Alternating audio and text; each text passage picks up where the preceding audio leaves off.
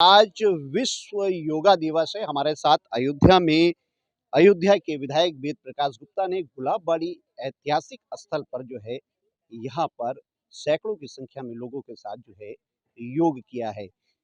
हालांकि कई वर्षों से आप खुद अपने आप को निरोग रखने के लिए योग करते हैं, लेकिन योग का कितना महत्व है जीवन में, यही जानने की कोशिश करते हैं विधायक वेद प्रकाश गुप्ता जी से। सर, कितना महत्व है अगर आप देखिए जीवन में योग का? देखिए, योग तो हमारी पुरानी प्राचीन पद्धति है जो हजारों वर्षों से हमारे संत मुनि योग के माध्यम से, जो कभी कहा जाता था कि कभी उनका शरीर पूरा ही नहीं होता, वो योग के माध्यम से हजारों वर्ष की आयु उनकी होती थी। इसके पीछे क्या राज था? भारत जो विश्व गुरु के रूप में दुनिया में जाना जाता था, वो भारत की यही विशेषताएं थी। भारत की शिक्षा, भारत की संस्कृति, भारत का सनातन और भारत की व्यवस्थाएं, योग, आयुर्वेद, ऐसी पुरानी पद्धतियां थी जिससे आदमी निरोग भी रहता था, स्वस्थ भी रहता था और तमाम चीज़ें बेहतर होती थी। ये विश्व में भारत की पहचान थी। धीरे धीरे मुगलों के काल से, अंग्रेज़ों के काल से पहचान को मिटाने का काम किया, हमारी सनातन संस्कृति को मिटाने का काम किया, हमारी जो जिससे हमारी पहचान दुनिया में थी। आज नालंदा यूनिवर्सिटी, मुझे मालूम है, मैंने पढ़ा है कि हजारों वर्ष से पूरे देश दुनिया के लोग नालंदा यूनिवर्सिटी में शिक्षा के लिए आते थे। शिक्षा का बहुत बड़ा केंद्र पूरे विश्व में नालंदा यूनिवर्सिटी बिहार था। ये खत्म हुआ, इसको जमींदोज किया गया।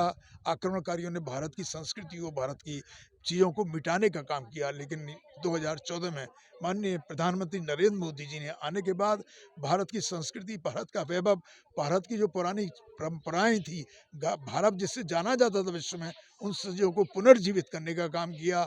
योग उसी में एक बहुत महत्वपूर्ण था। योग रहेंगे, करेंगे योग, रहेंगे निरोग, ये नारा नहीं था, इसको संकल्प बनाने का काम किया।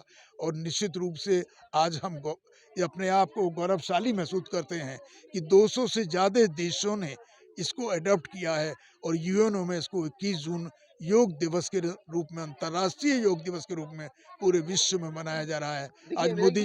आज मोदी जी ने बंगाल से भी वही संदेश देने का काम किया है। हम लोगों को कभी ऐसा लगता था कि बंगाल भारत में है भी या नहीं, लेकिन निश्चित रूप से आने वाले समय में बंगाल वासी को बधाई देना चाहता हूँ। उन्होंने एक ऐतिहासिक काम किया है और भारत के साथ जुड़कर एक बार पुनः बंगाल का विकास भी वैसा ही होगा पूरे देश और दुनिया में जो भारत की आज पहचान बनी है। इसके लिए मोदी जी ने बंगाल से शुरू किया। 12 वर्ष हो गए केंद्र सरकार, प्रधानमंत्री नरेंद्र मोदी के कार्यकाल को लेकर, और 12वां वर्ष है ये जो योग दिवस को लेकर। अंतर्राष्ट्रीय लेवल पर इस समय जो है पूरा योग दिवस मनाया जा रहा है।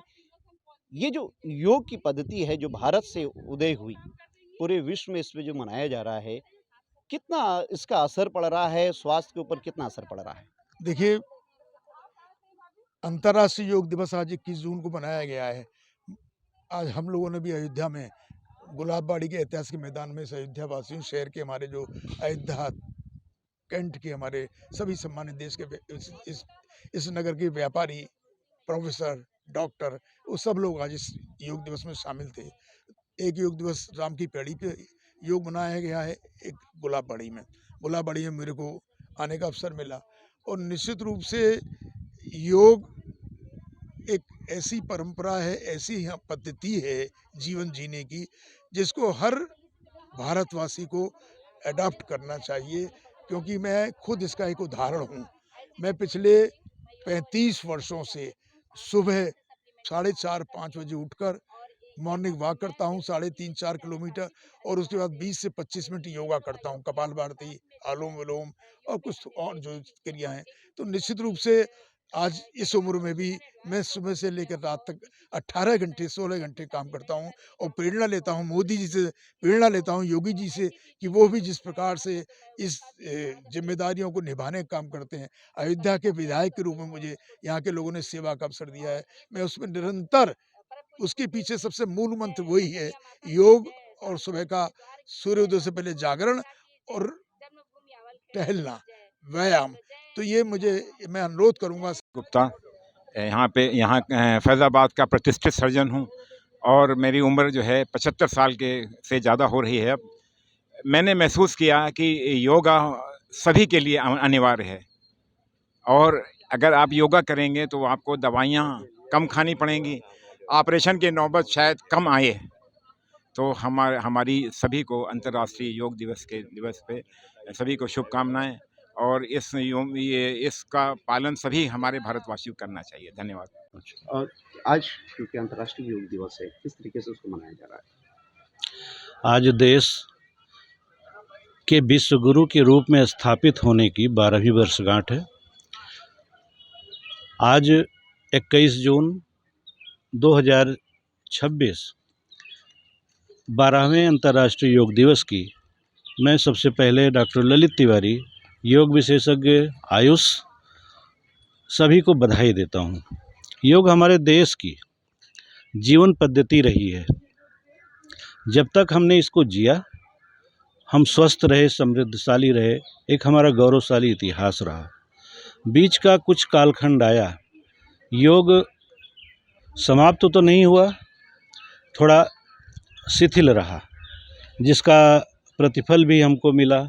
आज पुनः माननीय मोदी जी के प्रयास से एक बार पुनः INO ने योग को मेडिकल साइंस में उपयोगी माना।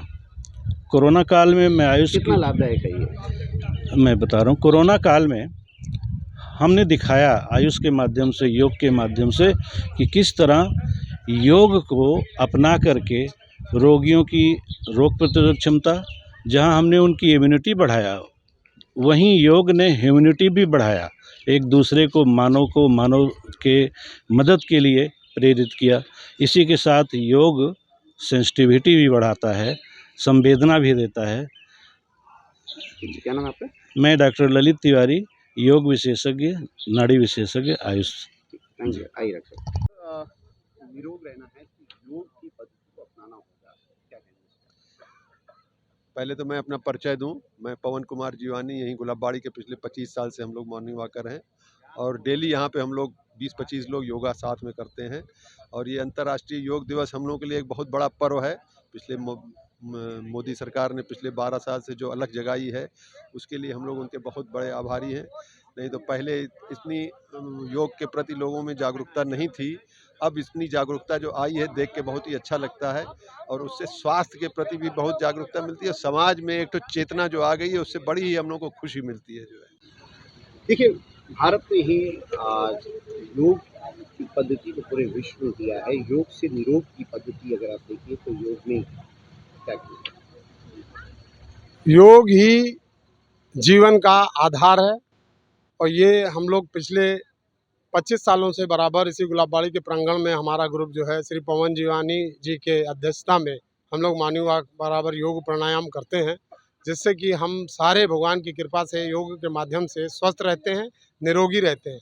मैं इसके आज 12वें अंतर्राष्ट्रीय योग दिवस के अवसर पर मैं सब लोगों से यही कहूँगा कि अगर स्वस्थ रहना है तो निरंतर योग कीजिए और आप स्वस्थ जीवन जीजिए। विश्व योग दिवस है, अगर आप देखें तो भारत ने ही योग से निरोग की पद्धति जो है पूरे विश्व में दी है। क्या जी, आज योग दिवस की हमारे डॉक्टर संतोष गर्ग की तरफ से सभी को बहुत बधाई। ये तो हमारे प्रधानमंत्री जी ने बहुत अच्छा काम किया कि अपना जो सनातन पुराना ज्ञान था पूरे विश्व में प्रकाश पुंज की तरह उन्होंने फैलाया और एक विशेष दिन का इन्होंने आयोजन किया। योग तो हमारी ज़िंदगी का दिनचर्या रह चुका है, लेकिन एक विशेष दिन के हिसाब से वो पूरे विश्व में जो मनाया जाता है, इससे भारत का नाम पूरा विश्व में गूंज रहा है। और हमारे प्रधानमंत्री जी आगे और ज़्यादा इस योग के विषय में ध्यान देते हुए इसको और अच्छी प्रगति दें। कितना जरूरी है स्वस्थ रहने के लिए योग? भाई देखिए, ये तो पूरे जनमानस के स्वास्थ्य के लिए, जो भी परिवार हो, समाज हो, उसके लिए अति आवश्यक है। क्योंकि जिस प्रकार पर्यावरण में प्रदूषण फैल रहा है, यदि हम जागरूक नहीं हुए और इस पर्यावरण के आधार पर अपने को सामंजस्य स्थापित नहीं किए, तो निश्चित रूप से जो हमारी प्राचीन परंपराएं थी, प्राचीन पहले के लोग थे, उससे हम एकदम इतर हो जाएंगे।